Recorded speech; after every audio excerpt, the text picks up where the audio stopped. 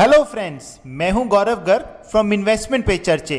आज हम चर्चा करेंगे एक ऐसी कंपनी की आईपीओ के बारे में जिसने आपकी ट्रेन ट्रैवल की जर्नी को मज़ेदार और यादों से भरा हुआ बनाने में बहुत बड़ा रोल अदा किया है।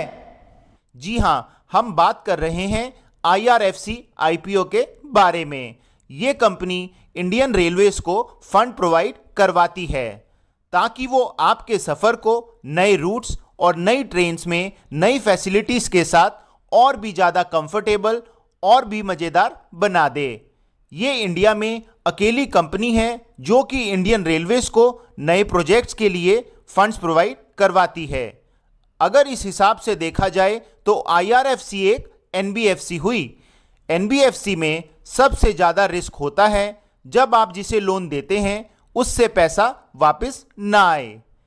उसे हम NPA यानी कि नॉन परफॉर्मिंग एसेट भी कहते हैं।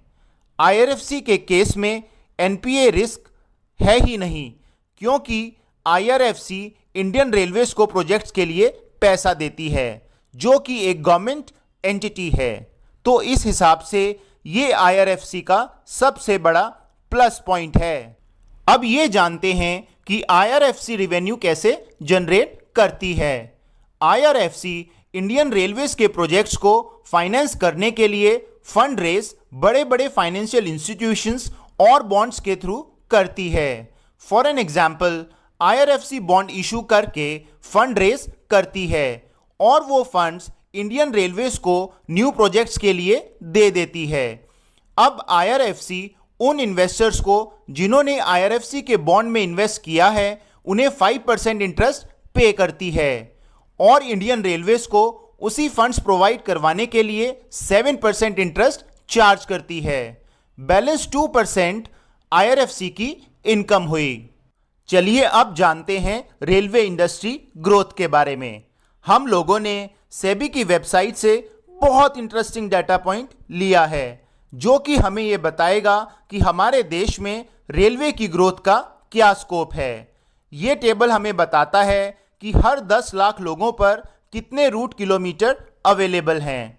अगर आप देखते हैं तो रशिया में लगभग 600 रूट किलोमीटर हर 10 लाख लोगों पर अवेलेबल हैं और France, United states of America जैसे देशों में 500 रूट किलोमीटर हर 10 लाख लोगों के लिए अवेलेबल हैं। और अगर हम अपने देश भारत में देखते हैं तो केवल 10 लाख लोगों के लिए 50 रूट किलोमीटर ही अवेलेबल हैं। इससे हमें पता लगता है कि इंडियन रेलवेज के पास ग्रोथ करने का बहुत बढ़िया स्कोप है जो कि IRFC के लिए एक और प्लस पॉइंट है।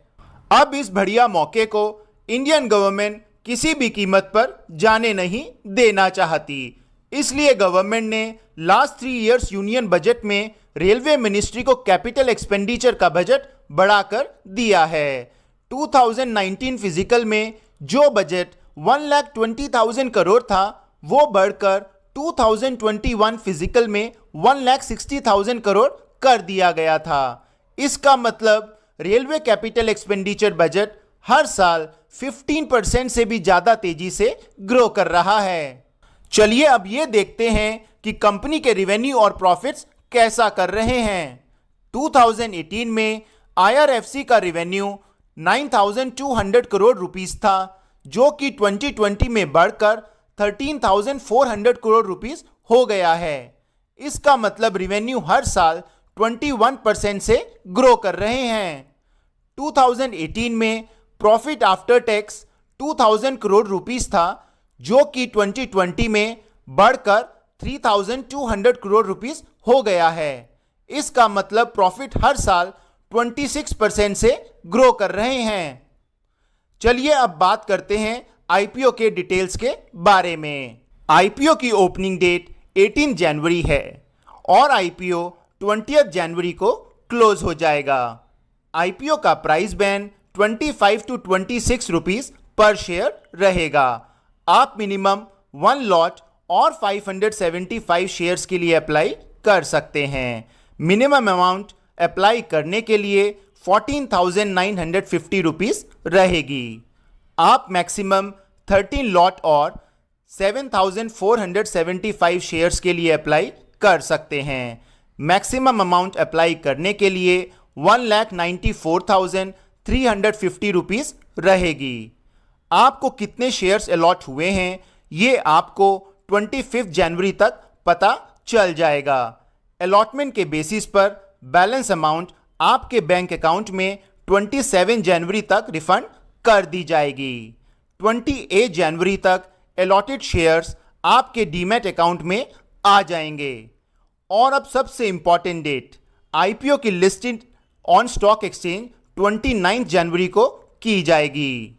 चलिए अब बात करते हैं आईपीओ के वैल्यूएशन के बारे में। At upper price band of 26 rupees, price earning ratio 7.64 है, जो कि बहुत बढ़िया है। तो वैल्यूएशन के पॉइंट से भी आईआरएफसी आईपीओ बहुत अट्रैक्टिव है। अब बात करते हैं कंपनी के एंकर इन्वेस्टर्स के बारे में।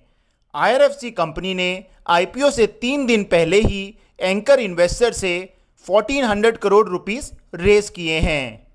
इन एंकर इन्वेस्टर में HDFC, Kotak, Goldman Sachs, Kuwait investment authority और टाटा एआईजी जैसे दिग्गज शामिल हैं। अब सबसे इंपॉर्टेंट क्वेश्चन आता है कि इस आईपीओ के लिए अप्लाई करना चाहिए या नहीं।